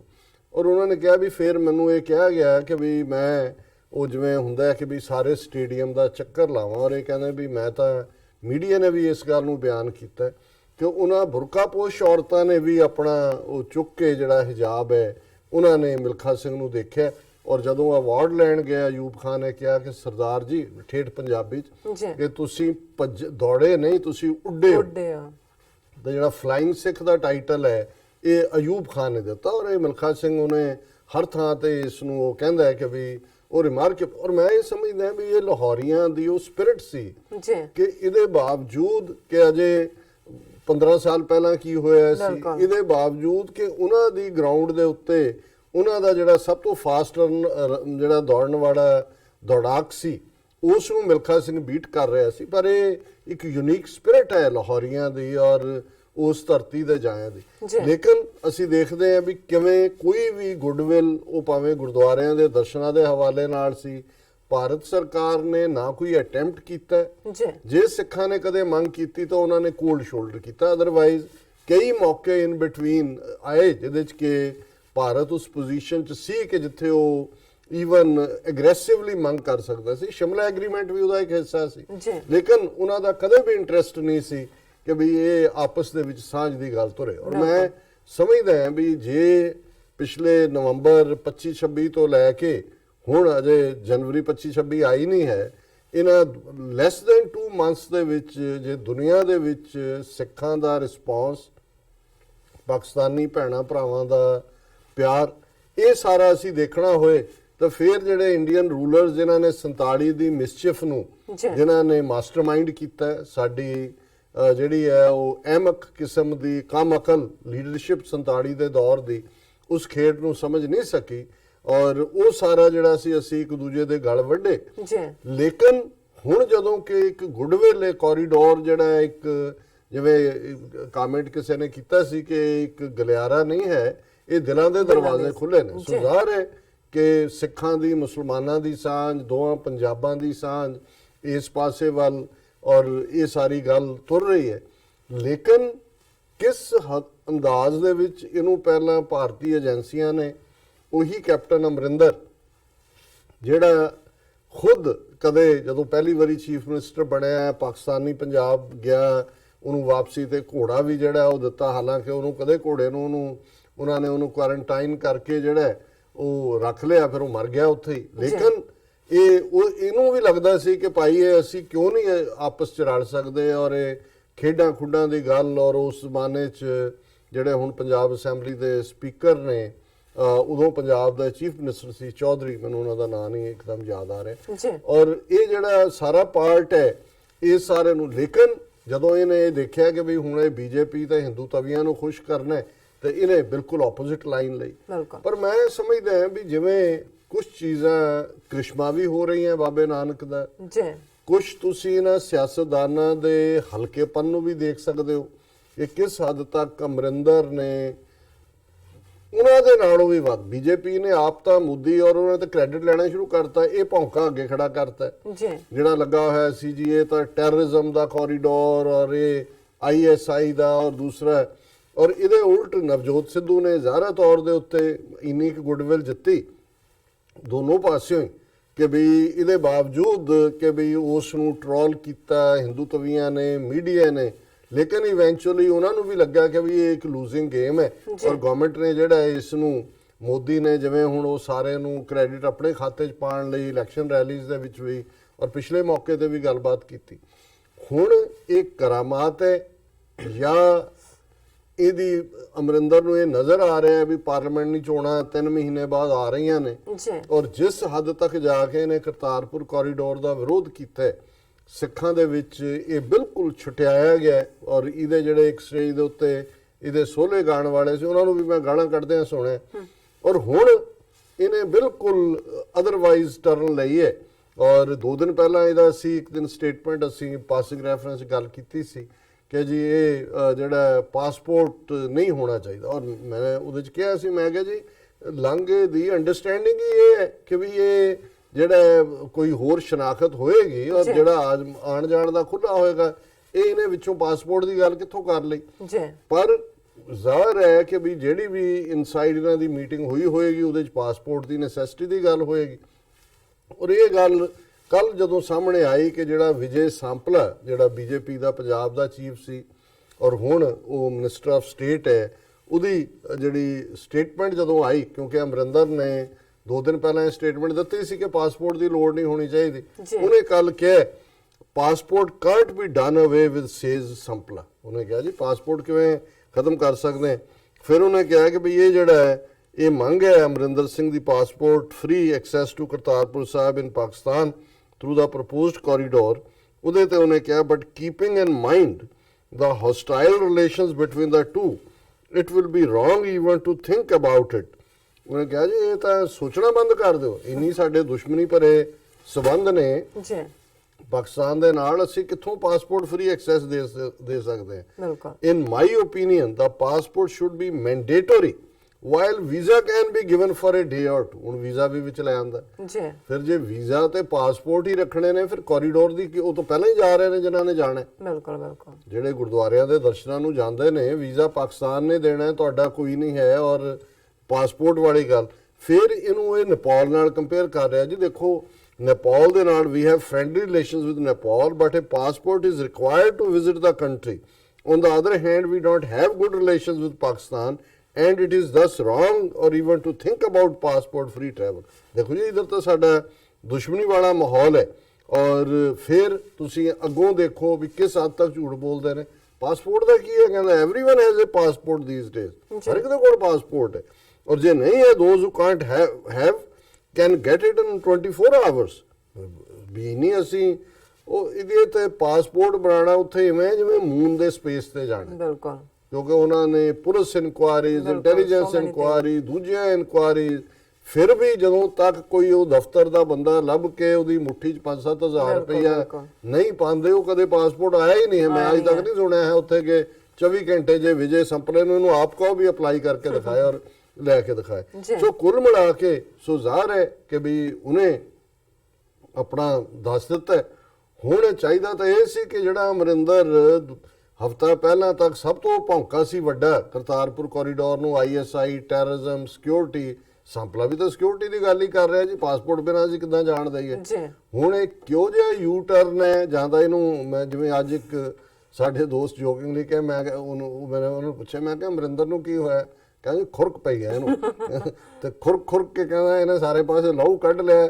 ਫਿਰ ਇਹਦੀ ਘਰ ਵਾਲੀ ਨੇ ਇਹਨੂੰ ਕਿਹਾ ਹੋਣਾ, ਮੈਂ ਕਿਹਾ ਘਰ ਵਾਲੀ ਤੇ ਨਹੀਂ, ਉਸਾ ਰੂਸਾ ਆਲਮ ਨੇ ਕਿਹਾ ਉਹਨੇ ਕਿਹਾ ਹੋਣਾ ਵੀ ਤੂੰ ਇਹ ਬਾਬੇ ਨਾਨਕ ਦੇ ਇਸ ਦਰ ਤੇ ਜਾਣ ਵਾਲਿਆਂ ਦੇ ਰਾਹ 'ਚ ਖਲੋਤਾ ਹੈ ਨਾ, ਇਹ ਤੂੰ ਖੁਰਕ ਦੇ ਨਾਲ ਮਰਨਾ। ਤੇ ਕਹਿੰਦਾ ਵੀ ਉਹਨੇ ਟਰਨ। ਹੁਣ ਅੱਜ ਅਮਰਿੰਦਰ ਕਹਿ ਰਿਹਾ ਕਰਤਾਰਪੁਰ ਕੋਰੀਡੋਰ ਤੇ BJP scuttling Sikhs dream says captain. ਉਹਨੇ ਕਿਹਾ ਜੀ ਵੀ ਇਹ ਬੀਜੇਪੀ ਸਿੱਖਾਂ ਦਾ ਜਿਹੜਾ ਸੁਪਨਾ ਹੈ ਉਸ ਨੂੰ ਤਬਾਹ ਬਰਬਾਦ ਕਰ ਰਹੇ ਨੇ, ਸਕਟਲ ਕਰ ਰਹੀ ਹੈ। ਔਰ ਉਹਦੇ 'ਚ ਉਹਨੇ ਕਿਹਾ, ਔਰ ਉਹਨੇ ਵਿਜੇ ਸੰਪਲਾ ਨੂੰ ਐਕਿਊਜ਼ ਕੀਤਾ ਹੈ to putting unnecessary road blocks in Kartarpur Sahib pilgrimage, ਕਿ ਵੀ ਬਿਨਾਂ ਅਨਲੋੜੀਂਦੇ ਜਿਹੜੇ ਨੇ ਉਹ ਵਿੱਚ ਰੁਕਾਵਟਾਂ ਖੜੀਆਂ ਕਰ ਰਹੇ। Instead of finding ways of facilitating Sikh pilgrims, the central government, especially responsible elected representatives such as Sampla, were constantly putting hurdles in the way of realization of their dream to visit the historical Gurdwara, which they had seen being fulfilled with the decision to open the Kartarpur Sahib corridor। ਹੁਣ ਇਹ ਲੱਗਦਾ ਵੀ ਅਮਰਿੰਦਰ ਤਾਂ ਨਵਜੋਤ ਸਿੱਧੂ ਵਾਂਗ ਹੀ ਬੋਲ ਰਿਹਾ। ਉਹ ਕਹਿ ਰਿਹਾ ਜੀ ਇੰਨਾ ਡ੍ਰੀਮ, ਇੰਨੀ ਅਰਦਾਸ ਸਿੱਖ ਲੌਂਗਿੰਗ ਕਰਦੇ ਨੇ, ਇਹ ਚੁਣੇ ਹੋਏ ਨੁਮਾਇੰਦੇ ਇਹਦੇ ਰਸਤੇ ਦੇ ਵਿੱਚ ਰੁਕਾਵਟਾਂ ਖੜੀਆਂ ਕਰ ਰਹੇ ਨੇ। ਔਰ ਉਹਦੇ 'ਚ ਉਹਨੇ ਇਹ ਕਿਹਾ ਕਿ ਵੀ ਇਹ ਇਹਨਾਂ ਦੀ ਜਿਹੜੀ ਹੈ, ਫਿਰ ਉਹਨੇ ਪਾਸਪੋਰਟਾਂ ਦੇ ਉੱਤੇ ਵੀ ਕਮੈਂਟ ਕੀਤਾ। ਉਹਨੇ ਕਿਹਾ ਕਿ ਵੀ ਇਹ Sampla statement rejecting passport waiver and making visa mandatory for poor and illiterate pilgrims. ਉਹਨੇ ਕਿਹਾ ਜੀ ਅਨਪੜ੍ਹ ਵਿਚਾਰੇ ਗਰੀਬ ਜਿਹੜੇ ਪੇਂਡੂ ਸਿੱਖ ਜਾਣਾ ਚਾਹੁੰਦੇ ਨੇ ਉਹਦੇ ਲਈ ਇਹ ਕੰਡੀਸ਼ਨ ਰੱਖ ਦੇਣੀ। ਔਰ ਇਹਨਾਂ ਨੇ ਕਿਹਾ ਕਿ ਵੀ ਇਹ ਜਿਹੜਾ they were interested in not making the travel hassle free, ਕਿ ਵੀ ਇਹਦੇ 'ਚ ਰੁਕਾਵਟਾਂ ਖੜੀਆਂ ਕਰ ਰਹੇ ਨੇ ਤਾਂ ਕਿ ਆਸਾਨੀ ਨਾਲ ਕੋਈ ਜਾ ਨਾ ਸਕੇ। Sampla's claim that all Punjabis had passport was highly irresponsible and wrong and showed how misinformed and disconnected from the masses the minister was. ਔਰ ਉਹਨਾਂ ਨੇ ਕਿਹਾ ਕਿ ਬਈ ਇਹ ਜਿਹੜਾ ਇੱਕ ਪਾਸੇ ਬੀਜੇਪੀ ਕ੍ਰੈਡਿਟ ਲੈ ਰਹੀ ਹੈ ਕੋਰੀਡੋਰ ਦੇ ਲਈ, ਔਰ ਦੂਸਰੇ ਪਾਸੇ ਜਿਹੜਾ ਇਹ ਕਰ ਰਹੀ ਹੈ। ਔਰ ਹੁਣ ਸਿੱਖਾਂ ਦਾ ਵੀ ਐਡਵੋਕੇਟ ਬਣ ਗਿਆ ਅਮਰਿੰਦਰ। ਔਰ Amarinder said Sampla statement reflected BJP's anti-minority attitude and Modi government's continued attempts to sideline the country's minorities to further its political agenda। ਉਹਨਾਂ ਨੇ ਕਿਹਾ ਜੀ ਇਹ ਸਾਬਤ ਕਰਤਾ ਹੈ ਇਸ ਗੱਲ ਨੇ ਕਿ ਇਹ ਜਿਹੜਾ ਮਾਈਨੋਰਿਟੀਜ਼ ਦੇ ਖਿਲਾਫ ਹੈ ਬੀਜੇਪੀ, ਔਰ ਇਹ ਜਿਹੜਾ ਇਹ ਸਿੱਖਾਂ ਦੇ ਡ੍ਰੀਮਸ ਨੂੰ ਜਿਹੜੀ ਹੈ ਬੀਜੇਪੀ ਸਕਟਲ ਕਰ ਰਹੀ ਹੈ। ਸੋ ਅਸੀਂ ਸਮਝਦੇ ਹਾਂ ਕਿ ਵੀ ਇਹ ਹੁਣ ਖੁਰਕ ਵਾਲੀ ਗੱਲ ਤਾਂ ਅਮਰਿੰਦਰ ਹੀ ਦੱਸ ਸਕਦਾ, ਜਾਂ ਤਾਂ ਕੋਈ ਕੈਮਰਾਮੈਨ ਜਾ ਕੇ ਦੇਖੇ ਜਾਂ ਕੋਈ ਡਾਕਟਰ ਜਿਹਨੇ ਖੁਰਕ ਦੀ ਦਵਾਈ ਪ੍ਰੈਸਕ੍ਰਾਈਬ ਕੀਤੀ ਹੈ ਦੇਖਣ, ਇਹਦੇ 'ਚ ਕੋਈ ਸ਼ੱਕ ਨਹੀਂ ਹੈ। ਇਹਨੂੰ ਕਹਿੰਦੇ ਨੇ ਕਿ ਜਦੋਂ ਕੌਮਾਂ ਖਲੋਂਦੀਆਂ ਨੇ, ਕਿਉਂਕਿ ਇਹਨਾਂ ਨੇ ਜੇ ਇਹਦੀ ਪੋਲੀਟੀਕਲ ਕੈਲਕੂਲੇਸ਼ਨ ਵੀ ਕੀਤੀ ਹੈ, ਇਹਨਾਂ ਨੇ ਦੇਖਿਆ ਕਿ ਵੀ ਇਹ ਤਾਂ ਜਿਹੜਾ ਸਿੱਖਾਂ ਦੇ ਖਿਲਾਫ ਕੌਮ ਦੇ ਇਸ ਵੇਲੇ, ਔਰ ਜਿਵੇਂ ਇੱਕ ਕਮੈਂਟੇਟਰ ਕਹਿ ਰਿਹਾ ਸੀ, ਉਹ ਕਹਿੰਦਾ ਜੀ ਹੁਣ ਇਹ ਹੌਲੀ ਸੜਕ ਬਣਾਉਣ, ਤੇਜ਼ ਬਣਾਉਣ, ਤੋੜਨ ਨਾ ਤੋੜਨ, ਉਹਨੇ ਕਿਹਾ ਜੀ ਹੁਣ ਇਹ ਰੋਕ ਨਹੀਂ ਸਕਦੇ। ਬਿਲਕੁਲ, ਨੋ ਡਾਊਟ। ਔਰ ਜਿਹੜਾ ਰਸਤੇ 'ਚ ਖਲੋਏਗਾ ਉੜ ਜਾਏਗਾ। ਔਰ ਇਸ ਸਾਰੇ ਪੀਰੀਅਡ 'ਚ ਹੁਣ ਹਾਲਾਂਕਿ ਜੇ ਉਹਨਾਂ ਦੀ ਜੁਡੀਸ਼ਰੀ ਜਿਹੜੀ ਸੁੱਤੀ ਪਈ ਸੀ ਉਹਨਾਂ ਦਾ ਦੇਖੀਏ, ਉਹ ਸਿੱਖਾਂ ਨੂੰ ਕਿਤੇ ਨਾ ਕਿਤੇ ਪਲੀਜ਼ ਕਰਨ ਦੀ, ਹੁਣ ਆਹ ਜਿਹੜਾ ਸੌਦਾ ਸਾਧ, ਕਾਤਲ, ਮਰਡਰਰ, ਰੇਪਿਸਟ, ਜਿਹਨੂੰ ਸਾਰਾ ਭਾਰਤੀ ਮੀਡੀਆ, ਏਜੰਸੀਆਂ, CBI ਤੋਂ ਲੈ ਕੇ ਸਾਰੇ ਪ੍ਰੋਟੈਕਟ ਕਰ ਰਹੇ ਸੀ, ਜਦੋਂ ਉਹਨੇ 10ਵੇਂ ਪਾਤਸ਼ਾਹ ਦਾ ਸਾਂਗ ਰਚਿਆ, ਅੰਮ੍ਰਿਤ ਛਕਾਉਣ ਦੇ ਬਹਾਨੇ ਜਾਮੇ ਇਨਸਾਨ ਦਾ ਡਰਾਮਾ, ਸਾਰੇ ਸੀ ਜੀ ਫਰੀडम ਆਫ ਐਕਸਪ੍ਰੈਸ਼ਨ ਹੈ, ਕੋਈ ਨਹੀਂ। ਹੁਣ ਜਦੋਂ ਕਿ ਪਹਿਲਾਂ ਹੀ ਉਹਨੇ ਜੋ ਕੁਝ ਕੀਤਾ ਹੈ ਉਸ ਦੇ ਲਈ ਉਹ ਉਮਰ ਕੈਦ ਭੁਗਤ ਰਿਹਾ, ਜਿਵੇਂ ਕਿ ਉਹਨੇ ਉਹਨਾਂ ਆਪਣੀਆਂ ਜਿਹੜੀਆਂ ਚੇਲੀਆਂ ਸੀ ਸਾਧਵੀਆਂ ਜਿਨ੍ਹਾਂ ਦਾ ਨਾਂ ਰੱਖਿਆ, ਉਹਨਾਂ ਦੇ ਜ਼ਬਰ ਜਨਾਹ ਦੇ ਕੇਸ 'ਚ ਉਮਰ ਕੈਦ ਭੁਗਤ ਰਿਹਾ। ਔਰ ਹੁਣ ਇਹਨੇ ਜਿਵੇਂ ਇੱਕ ਸਰਸੇ ਦੇ ਇੱਕ ਮਾਸੂਮ, ਇੱਕ ਸਚਿਆਰੇ ਜਿਹੜਾ ਪੱਤਰਕਾਰ ਸੀ, ਛਤਰਪਤੀ ਜਿਹਦਾ ਨਾਂ ਸੀ, ਉਸ ਦਾ ਜਿਵੇਂ ਇਹਨੇ ਮਰਡਰ ਕਰਵਾਇਆ, ਕਿਉਂਕਿ ਉਹ ਉੱਥੋਂ ਇੱਕ ਪੂਰਨ ਸੱਚ ਅਖਬਾਰ ਕੱਢਦਾ ਸੀ, ਔਰ ਕਿਸੇ ਨੇ ਐਨੋਨਿਮਸ ਜਿਹੜੀ ਲੜਕੀ ਦੇ ਨਾਲ ਇਸ ਕਿਸਮ ਦਾ ਇਹਨੇ ਕੀਤੀਆਂ ਸੀ ਕਰਤੂਤਾਂ, ਉਹਨੇ ਚਿੱਠੀ ਲਿਖੀ ਕਿ ਅੰਦਰ ਹੋ ਕੀ ਰਿਹਾ, ਉਹਨੇ ਉਹ ਛਾਪ ਦਿੱਤੀ। ਔਰ ਉਹਨੂੰ ਪਹਿਲਾਂ ਉਹਨਾਂ ਨੇ ਧਮਕੀਆਂ ਦਿੱਤੀਆਂ, ਇਹਨੇ ਸੌਦਾ ਸਾਧ ਨੇ, ਕਿ ਬਈ ਇਹ ਜਿਹੜਾ ਇਹ ਬੰਦ ਕਰ ਤੂੰ ਸਾਰਾ, ਔਰ ਮਾਫੀ ਮੰਗ, ਔਰ ਨਾਲ ਰਲ ਸਾਡੇ। ਜਦੋਂ ਉਹਨੇ ਨਾ ਕੀਤੀ ਫਿਰ ਉਸ ਦਾ ਕਤਲ ਕਰਾ ਦਿੱਤਾ। ਔਰ ਉਸ ਦੇ ਮੁੰਡੇ ਨੇ, ਮੈਂ ਸਮਝਦਾ ਵੀ ਕੋਈ ਸੱਚ ਲਈ ਖਲੋਣ ਵਾਲੇ, ਉਹ ਭਾਵੇਂ ਕਿਸੇ ਮਜ਼ਹਬ ਕਿਤੇ ਵੀ ਹੋਣ, ਭਾਵੇਂ ਛਤਰਪਤੀ ਵੀ ਇੱਕ ਹਿੰਦੂ ਮਜ਼ਹਬ 'ਚ ਯਕੀਨ ਰੱਖਣ ਵਾਲਾ ਉਹਦਾ ਮੁੰਡਾ ਵੀ, ਪਰ ਮੈਂ ਸਮਝਦਾ ਵੀ ਆਫਰੀਨ ਹੈ, ਬਿਲਕੁਲ, ਜਿਹਦਾ ਪਿਓ ਮਾਰਿਆ ਗਿਆ ਹੋਏ, ਗਰੀਬੀ ਦੇ ਨਾਲ ਉਹ ਘੁਲ ਰਹੇ ਹੋਣ, ਔਰ ਪਤਾ ਨਾ ਹੋਏ ਕਿ ਭਾਈ ਕਿਨੇ ਕੀ ਕਰਨਾ। ਔਰ ਹੁਣ ਉਸ ਮਾਮਲੇ ਦੇ ਉੱਤੇ ਵੀ ਜਿਹੜੀ ਹੈ ਉਹ ਜਿਹੜੀ ਹਰਿਆਣੇ ਦੀ ਅਦਾਲਤ ਨੇ ਸਜ਼ਾ ਸੁਣਾਈ ਹੈ, ਔਰ ਉਹਦੇ 'ਚ 3 ਦੋਸ਼ੀ ਜਿਹੜੇ ਨੇ, ਕ੍ਰਿਸ਼ਨ ਕੁਮਾਰ, ਨਿਰਮਲ ਤੇ ਕੁਲਦੀਪ, ਉਹਨਾਂ ਨੂੰ ਵੀ ਉਮਰ ਕੈਦ ਹੈ। ਔਰ ਇਹਨੂੰ ਜਿਹੜਾ CBI ਨੇ ਇਹਨੂੰ ਵੀ ਉਮਰ ਕੈਦ ਦਿੱਤੀ ਹੈ, ਸੌਦਾ ਸਾਧ ਨੂੰ। ਔਰ ਮੈਂ ਸਮਝਦਾ ਕਿ ਵੀ ਇਹ ਵੀ ਇੱਕ ਪਾਸੇ, ਮੈਂ ਅੱਜ ਹੀ ਸੋਚ ਰਿਹਾ ਸੀ, ਮੈਂ ਕਿਹਾ ਜਿਹੜੇ ਸਿੱਖ ਜਾਂ ਮੁਸਲਮਾਨ ਉਹ ਅਫਜ਼ਲ ਗੁਰੂ ਹੋਣ ਜਾਂ ਸਾਡੇ ਜਿੰਦੇ ਸੁੱਖਿਆਂ ਤੋਂ ਲੈ ਕੇ ਬਲਵੰਤ ਸਿੰਘ ਰਾਜੋਆਣਾ ਤੱਕ ਹੋਣ, ਉਹਨਾਂ ਨੂੰ ਤਾਂ ਦਬਾ ਦਵੇ ਫਾਂਸੀ ਦੀ ਸਜ਼ਾ ਇਹਨਾਂ ਦੀ ਸਟੈਚੂਟ ਬੁੱਕ ਤੇ ਹੈ। ਸੱਜਣ ਕੁਮਾਰ ਉਹ ਵੀ ਉਮਰ ਕੈਦ, ਔਰ ਅਜੇ ਸੁਪਰੀਮ ਕੋਰਟ 'ਚ ਅਪੀਲ ਪਾਈ ਹੈ ਉਹਨੇ, ਹੋ ਸਕਦਾ ਉੱਥੋਂ ਉਹ ਵੀ ਖਤਮ ਹੋ ਜਾਏ। ਹੁਣ ਇਹ ਏਡਾ ਕਾਤਲ ਜਿਹਨੇ ਸੈਂਕੜੇ ਨਪੁੰਸਕ ਬਣਾਏ ਬੰਦੇ, ਪੂਰਾ ਉਹ ਵੀ ਇੱਕ ਕੇਸ ਸਾਡੇ ਉਹਦੇ ਤੇ ਚੱਲ ਰਿਹਾ ਹੈ, ਮਰਡਰ ਕੀਤੇ, ਕਿਸ ਕਿਸਮ ਦਾ ਕ੍ਰਿਮੀਨਲ ਬੰਦਾ। ਔਰ ਈਵਨ ਜਦੋਂ ਇਹਦੀ ਗ੍ਰਿਫਤਾਰੀ ਦਾ ਵੇੜਾ ਆਇਆ, ਕਿਵੇਂ ਵਾਇਲੈਂਸ ਕੀਤੀ, ਲੱਖਾਂ ਕਰੋੜਾਂ ਰੁਪਏ ਦੀ ਜਾਇਦਾਦ ਤਬਾਹ ਕੀਤੀ, ਤੇ ਇੰਨੇ ਸਾਲਾਂ ਬਾਅਦ ਵੀ 15-15, 20-20 ਸਾਲ ਟਰਾਇਲ।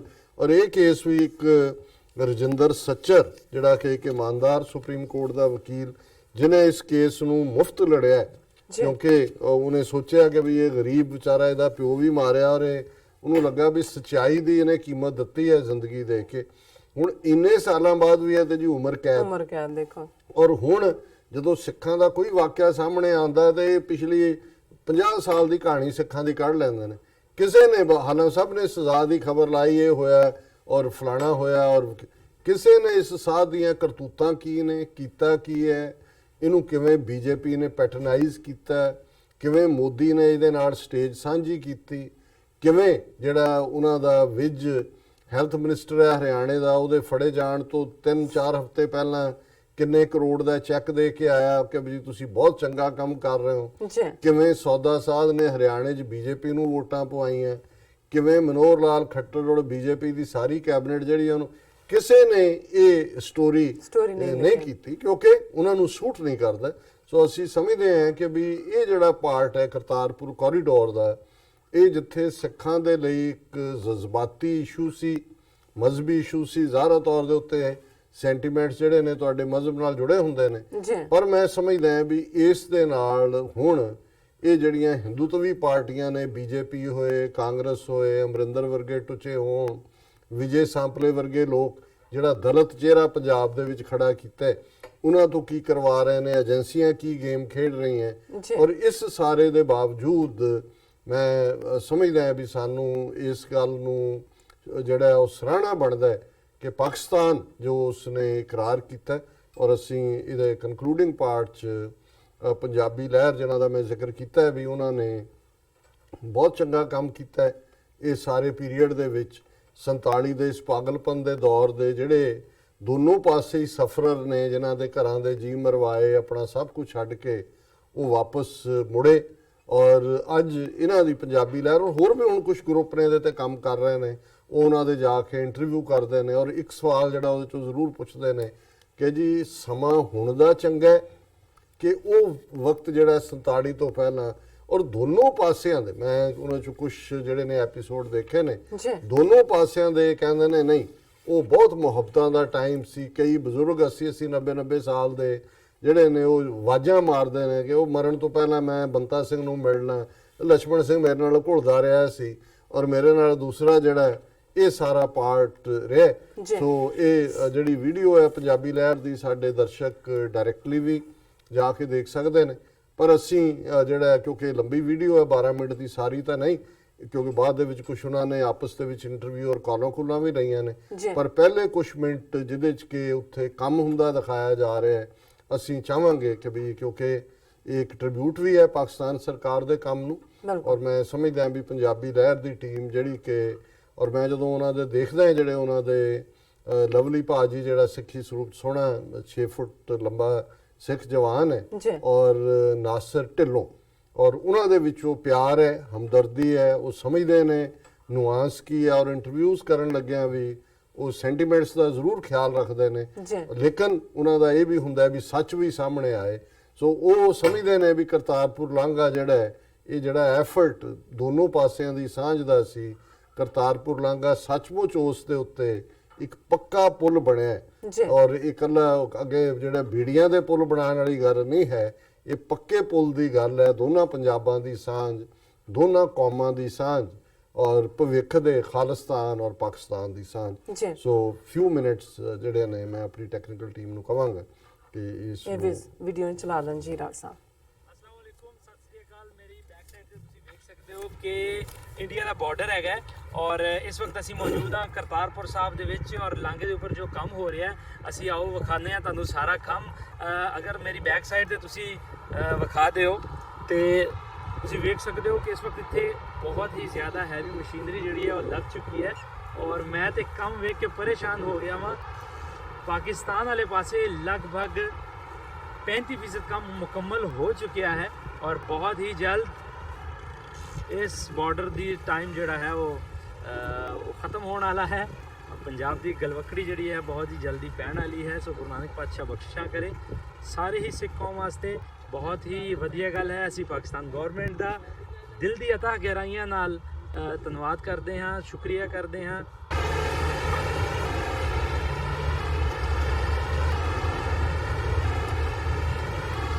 ਇਹ ਉਹ ਜਗ੍ਹਾ ਹੈ ਜਿੱਥੇ ਗੱਡੀਆਂ ਖਿਲਾਰੀਆਂ ਜਾਣਗੀਆਂ ਔਰ ਪਰਮਿਟ ਚੈੱਕ ਕੀਤੇ ਜਾਣਗੇ, ਔਰ ਬਹੁਤ ਵੱਡਾ ਇੱਕ ਖਾਲੀ ਜਗ੍ਹਾ ਜਿਹੜੀ ਹੈ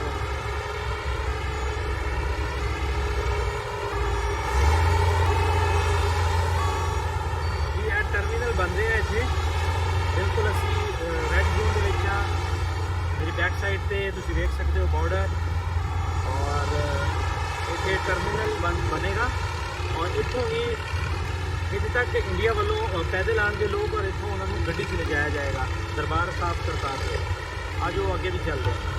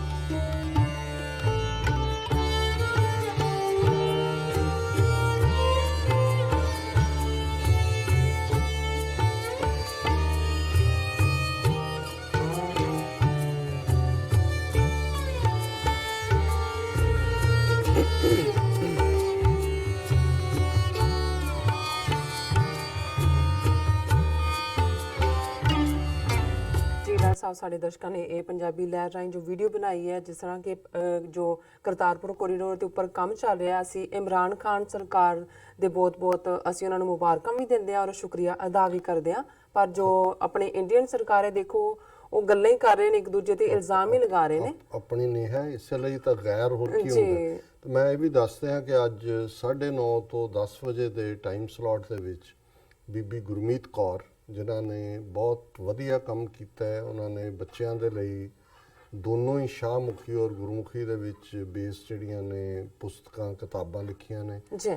ਪਾਕਿਸਤਾਨ ਦੇ ਉਹ ਟੂਰ ਤੇ ਵੀ ਗਏ, ਯੂਨੀਵਰਸਿਟੀਆਂ 'ਚ ਉਹਨਾਂ ਨੂੰ ਇਨਵਾਈਟ ਕੀਤਾ ਗਿਆ ਸੀ ਔਰ ਕਰਤਾਰਪੁਰ ਸਾਹਿਬ ਉਹਨਾਂ ਨੇ ਵਿਜ਼ਿਟ ਵੀ ਕੀਤਾ ਹੈ। ਪਹਿਲਾਂ ਨਨਕਾਣਾ ਸਾਹਿਬ ਗਏ ਔਰ ਉਹਨਾਂ ਦਾ ਇੱਕ ਬਹੁਤ ਖੂਬਸੂਰਤ ਆਰਟੀਕਲ ਡਾਨ ਅਖਬਾਰ ਨੇ ਅੰਗਰੇਜ਼ੀ ਦੇ ਵਿੱਚ ਵੀ ਛਾਪਿਆ ਔਰ ਉਹਨਾਂ ਨੇ ਇੱਕ ਪੈਟੀਸ਼ਨ ਵੀ ਸ਼ੁਰੂ ਕੀਤੀ ਹੋਈ ਹੈ, ਇੱਕ ਮੁਹਿੰਮ ਵਿੱਢੀ ਹੈ ਕਿ ਕਰਤਾਰਪੁਰ ਸਾਹਿਬ ਦਾ ਜਿਹੜਾ ਸਾਰਾ ਹੀ ਇਹ ਇਲਾਕਾ ਹੈ, ਮੁੱਢਲੇ ਤੌਰ ਦੇ ਉੱਤੇ ਇਸ ਦੀ ਜਿਹੜੀ ਇਤਿਹਾਸਕਤਾ ਨੂੰ ਕਾਇਮ ਰੱਖਣ ਦੇ ਲਈ ਉੱਥੇ ਜੰਗਲ ਆਫ ਕੰਕਰੀਟ ਨਾ ਬਣਾਇਆ ਜਾਏ, ਉਸ ਤੋਂ ਦੂਰੀ ਦੇ ਉੱਤੇ ਜਿਹੜੀਆਂ ਨੇ ਉਹ ਪਾਰਕਿੰਗਸ ਔਰ ਦੂਸਰੀਆਂ ਹੋਣ। ਔਰ ਉਹਨੂੰ ਕਿਉਂਕਿ ਇੱਥੇ ਗੁਰੂ ਸਾਹਿਬ ਨੇ ਖੇਤੀਬਾੜੀ ਵੀ ਕੀਤੀ, ਉਹਨਾਂ ਨੇ ਆਪਣਾ ਐਕਸਪੀਰੀਅੰਸ ਵੀ ਦੱਸਿਆ ਕਿ ਕਿਵੇਂ ਤੁਸੀਂ ਹਰ ਜ਼ਰਰੇ ਚੋਂ ਉਸ ਮਹਿਕ ਨੂੰ ਮਹਿਸੂਸ ਕਰ ਸਕਦੇ ਹੋ, ਕਿਉਂਕਿ ਉਹ ਜਿਹੜਾ ਮੂਲ ਰੂਪ ਦੇ ਵਿੱਚ ਉਵੇਂ ਹੀ ਕਾਇਮ ਹੈ। ਸੋ ਉਹ 9:30 ਤੋਂ 10 ਵਜੇ ਦੇ ਟਾਈਮ ਸਲੋਟ 'ਚ ਅਮਰਵੀਰ ਸਿੰਘ ਉਹਨਾਂ ਨੂੰ ਇੰਟਰਵਿਊ ਕਰਨਗੇ ਔਰ ਉਹਨਾਂ ਨੇ ਜਿਹੜੀ ਪਟੀਸ਼ਨ ਵੀ ਹੈ ਉਹਨੂੰ ਵੀ ਦਸਤਖਤ ਕਰਨ ਲਈ ਕਿਹਾ। ਜਿਹੜੇ ਵੀ ਦੁਨੀਆ ਭਰ ਦੇ ਵਿੱਚ ਪਿਆਰ ਕਰਦੇ ਨੇ ਸਿੱਖਾਂ ਨੂੰ ਜਾਂ ਸਿੱਖ ਕਰਤਾਰਪੁਰ ਕੋਰੀਡੋਰ ਦੇ, ਜਿਹਦੇ 'ਚ ਉਹਨਾਂ ਨੂੰ ਕਿਹਾ ਕਿ ਵੀ ਜਿਹੜੀ ਉਸ ਦੀ ਓਰੀਜਨੈਲਿਟੀ ਹੈ ਉਸ ਨੂੰ ਵੱਧ ਤੋਂ ਵੱਧ ਕਾਇਮ ਰੱਖਿਆ ਜਾਏ ਔਰ ਜੋ ਕੁਝ ਸਾਡੇ ਇੱਧਰ ਕਾਰ ਸੇਵਾ ਵਾਲੇ ਬਾਬਿਆਂ ਨੇ ਸਾਡੇ ਵਾਲੇ ਪਾਸੇ ਕੀਤਾ ਹੈ ਵੀ ਇਤਿਹਾਸ ਸਾਰਾ ਡਿਸਟਰੋਏ ਕਰਕੇ ਸੰਗਮਰਮਰ ਥੱਪਿਆ ਹੋਇਆ ਹੈ ਔਰ ਜੰਗਲ ਆਫ ਕੰਕਰੀਟ ਚਾਰ ਚੁਫੇਰੇ ਹੈ, ਇਵੇਂ ਨਾ ਹੋਏ। ਕਿਉਂਕਿ ਕਰਤਾਰਪੁਰ ਸਾਹਿਬ ਦੀ ਖੂਬਸੂਰਤੀ ਜਿੱਥੇ ਗੁਰੂ ਨਾਨਕ ਸਾਹਿਬ ਦੀ ਚਰਨ ਛੋਹ ਨਾਲ ਹੈ, ਉੱਥੇ ਉਸ ਦੇ ਖੂਬਸੂਰਤ ਖੇਤ, ਆਲੇ ਦੁਆਲੇ ਗ੍ਰੀਨਰੀ, ਖੁੱਲਾ ਡੁੱਲਾ ਮਾਹੌਲ ਔਰ ਇਸ ਸਾਰੇ ਦੇ ਨਾਲ ਤੁਸੀਂ 5-5.5 ਸਦੀਆਂ ਪਹਿਲਾਂ 'ਚ ਆਪਣੀ ਸੁਰਤ ਦੇ ਖੰਭਾਂ ਦੇ ਉੱਤੇ ਜਾ ਕੇ ਉਸ ਰੂਹਾਨੀਅਤ ਨੂੰ ਐਕਸਪੀਰੀਅੰਸ ਕਰ ਸਕਦੇ ਹੋ, ਮਾਣ ਕਰ ਸਕਦੇ ਹੋ। ਜੀ ਡਾਕਟਰ ਸਾਹਿਬ, ਤੁਹਾਡਾ ਬਹੁਤ ਬਹੁਤ ਸ਼ੁਕਰੀਆ ਪਹਿਲੇ ਇਸ਼ੂ ਬਾਰੇ ਆਪਣੇ ਵਿਚਾਰ ਦੇਣ ਦਾ। ਇੱਥੇ ਲੈਣੇ ਆਪਣੇ ਇੱਕ ਪੇਜ ਤੋਂ ਪਹਿਲਾਂ ਅਸੀਂ ਆਪਣੇ ਦਰਸ਼ਕਾਂ ਤੇ ਸਰੋਤਿਆਂ ਨੂੰ ਅਪੀਲ ਤੇ ਬੇਨਤੀ ਕਰਦੇ ਹਾਂ। ਵਿਊਅਰਸ, ਜਿਸ ਤਰ੍ਹਾਂ ਕਿ ਤੁਸੀਂ ਜਾਣਦੇ ਹੋ ਕਿ TV 84 ਇੱਕ ਪੰਥਕ ਚੈਨਲ ਹੈ। TV 84 ਸਿੱਖਾਂ, ਕਸ਼ਮੀਰੀਆਂ ਤੇ ਭਾਰਤੀਆਂ ਨੂੰ ਤੇ ਸਟੇਟਾਂ ਦੇ ਲੋਕਾਂ ਦੇ ਸਵੈ ਨਿਰਣੇ ਦੇ ਹੱਕਾਂ ਦਾ ਹਾਮੀ ਹੈ। ਅਸੀਂ ਚਾਹਾਂਗੇ ਕਿ ਤੁਸੀਂ TV 84 ਦੀ ਚੜ੍ਹਦੀ ਕਲਾ ਲਈ ਵੱਧ ਤੋਂ ਵੱਧ ਡੋਨੇਟ ਕਰੋ। ਡੋਨੇਟ ਕਰਨ ਲਈ ਸਾਡੀ ਵੈਬਸਾਈਟ tv84.tv ਤੇ ਜਾ ਕੇ ਪੇਪਲ ਦੀ ਵਰਤੋਂ ਕਰਕੇ ਵਨ ਟਾਈਮ ਡੋਨੇਟ ਕਰ ਸਕਦੇ ਹੋ, ਮੰਥਲੀ ਡੋਨੇਟ ਵੀ ਕਰ ਸਕਦੇ ਹੋ। ਤੁਸੀਂ TV 84 ਦੇ ਨਾਮ ਤੇ ਚੈੱਕ ਬਣਾ ਕੇ ਸਾਨੂੰ ਮੇਲ ਵੀ ਕਰ ਸਕਦੇ ਹੋ। ਸਾਡੇ ਇਸ ਪਤੇ ਤੇ 36-01 37th ਐਵਨਿਊ, ਲੌਂਗ ਆਈਲੈਂਡ ਸਿਟੀ, ਨਿਊਯਾਰਕ 11101 USA, ਜਾਂ ਫਿਰ ਤੁਸੀਂ ਸਾਨੂੰ ਫੋਨ ਰਾਹੀਂ ਵੀ ਸੰਪਰਕ ਕਰ ਸਕਦੇ ਹੋ। ਸਾਡੇ ਫੋਨ ਨੰਬਰ ਤੇ 5164060694। ਅਸੀਂ ਆਪਣੇ ਦਰਸ਼ਕਾਂ ਨੂੰ ਇਹ ਵੀ ਦੱਸ ਦੇਣਾ ਚਾਹੁੰਦੇ ਹਾਂ, ਜੋ ਸਾਡੇ ਪ੍ਰੋਗਰਾਮ ਦਾ ਸਮਾਂ ਹੈ ਉਹ 1.5 ਘੰਟਾ ਕਰ ਦਿੱਤਾ ਗਿਆ ਹੈ। ਤੁਸੀਂ ਇਸ ਨੂੰ 7:30 ਤੋਂ ਲੈ ਕੇ 9 ਵਜੇ ਤੱਕ ਦੇਖ ਸਕਦੇ ਹੋ। ਤੁਸੀਂ ਇਸ ਨੂੰ YouTube ਤੇ ਜਾ ਕੇ TV 84 ਦੇ ਚੈਨਲ ਤੇ ਲਾਈਵ ਵੀ ਦੇਖ ਸਕਦੇ ਹੋ। ਔਰ ਅਸੀਂ ਇਹ ਵੀ ਗੁਜ਼ਾਰਿਸ਼ ਕਰਾਂਗੇ ਕਿ ਤੁਸੀਂ TV 84 ਦੇ ਚੈਨਲ ਨੂੰ YouTube ਤੇ ਜਾ ਕੇ ਵੱਧ ਤੋਂ ਵੱਧ ਸਬਸਕ੍ਰਾਈਬ ਵੀ ਕਰੋ। Thank you so much viewers, ਸਾਨੂੰ ਇਸ ਤਰ੍ਹਾਂ ਬੰਦੇ ਰਹਿਣਾ। ਮਿਲਦੇ ਹਾਂ ਛੋਟੇ ਜਿਹੇ ਬ੍ਰੇਕ ਤੋਂ ਬਾਅਦ।